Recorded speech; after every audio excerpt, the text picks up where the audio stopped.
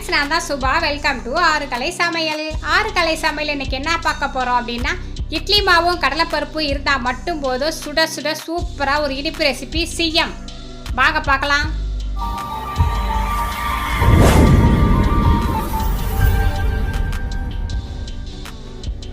சுயம் செய்கிறதுக்கு ஒரு 200 கிராம் கடலைப்பருப்பை எடுத்து நல்லா கழுவிட்டு 1 மணி நேரமாக தண்ணியில் ஊற வச்சுருக்கேன். இப்போ தண்ணியை வடிச்சிட்டு குக்கரில் சேர்த்துக்கலாம்.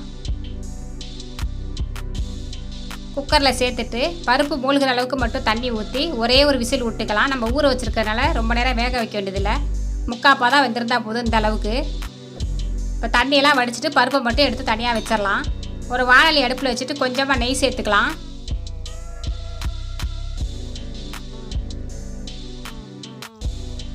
ஒரு கப்பு தேங்காய் பூவை சன்னமாக திருவிட்டு அந்த நெய்யில் நல்லா பொன்னிறமாக வறுத்துக்கலாம். நம்ம இந்த மாதிரி வறுத்துட்டு இந்த சுயம் செய்கிறதுனால சீக்கிரம் கெட்டு போகாது. 2-3 நாளைக்கு வேணாலும் இந்த சுயத்தை வச்சு நம்ம சாப்பிடலாம். நல்லா டேஸ்ட்டாக இருக்கும். நெய் வாசனையோட நல்லா ருசியாக இருக்கும். வறுத்து அந்த தேங்காய் எல்லையை வச்சுட்டு சுயத்துக்கு தேவையான வெல்லத்தை சேர்த்துட்டு கொஞ்சமாக தண்ணி சேர்த்துக்கலாம். பாவு காய்ச்ச வேண்டியதில் வெல்லம் கரைஞ்சால் மட்டும் போதும். வெல்லம் நல்லா கரைஞ்சிருச்சு. இப்போ நம்ம தண்ணியெல்லாம் வடித்து வச்சுட்டு வச்சுருந்த பருப்பை அதில் சேர்த்துக்கலாம். அடுப்பை சிம்மிலே வச்சுட்டு பருப்பை நல்லா கிண்டி விட்டுக்கிட்டே இருந்தோம்னா பருப்பு நல்லா மைய கடைஞ்சி வந்துடும். நல்லா குழஞ்சி வெந்துருச்சு பாருங்கள். இப்போ வாசனைக்கு நம்ம ஒரு ஏலக்காய் சேர்த்துக்கலாம். நல்லா மணமாக இருக்கும். நம்ம வறுத்து வச்சிருந்த தேங்காய் பூ அதில் சேர்த்துட்டு நல்லா கிண்டி விட்டுக்கலாம்.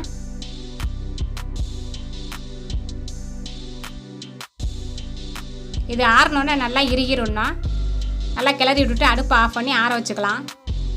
நல்லா ஆறிடுச்சு பாருங்க. இப்போ பருப்பு நல்லா குழைவாக வந்துருச்சு.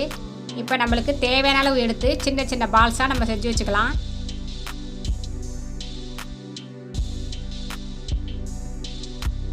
எல்லா மாவையும் நம்ம உருண்டையாக உருட்டி வச்சுக்கலாம்.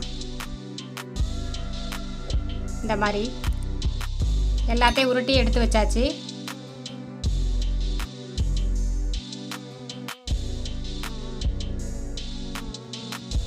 ரெண்டு கப்பு இட்லி மாவு எடுத்துக்கிட்டேன். அதில் 1 கப்பு மைதா மாவு சேர்த்துக்கலாம்.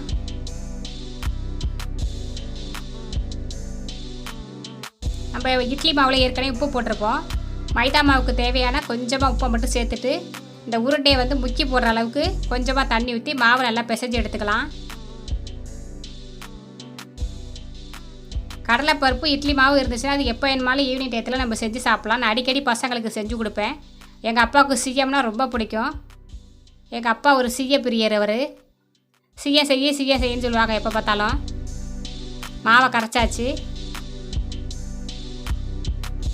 ஒவ்வொரு பால்ஸாக அந்த மாவில் முக்கி நம்ம இப்போ எண்ணெயில் போட்டு எடுக்க போகிறோம்.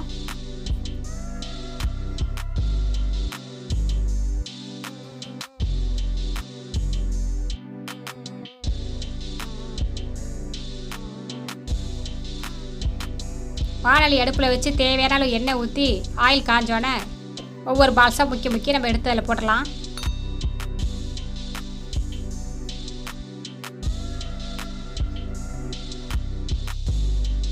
நம்ம உள்ளே இருக்க பூர்ணம் வந்து ஏற்கனவே வெந்துருச்சு. மேலே இருக்க மாவு மட்டும்தான் இப்போ வேக போகுது.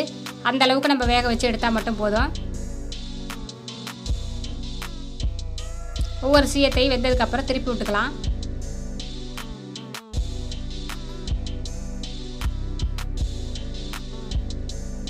சில பேர் உளுந்து மாவு மட்டும் அரைச்சி உளுந்து மாவில் மட்டும் முக்கி எடுத்து போடுவாங்க. அது இதோட சூப்பராக இருக்கும்.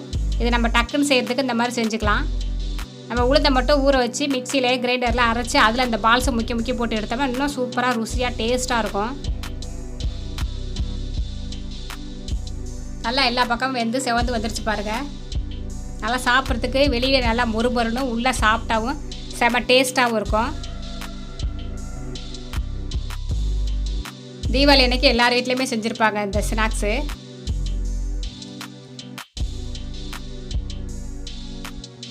நம்ம இப்போ எல்லா சுயத்தையும் எடுத்துக்கலாம்.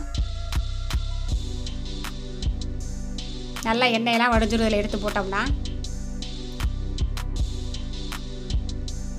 நல்லா சுட சுட இனிப்பாக இந்த மழை நேரத்துக்கு சாயந்தரம் ஸ்நாக்ஸாக செமையான டேஸ்ட்டாகவும் நாங்கள் சாப்பிட்டுட்டோம். நீங்களும் இதே மாதிரி சுயம் செஞ்சு சாப்பிட்டு பார்த்துட்டு சொல்லுங்கள். வீடியோ பார்த்ததுக்கு தேங்க்யூ.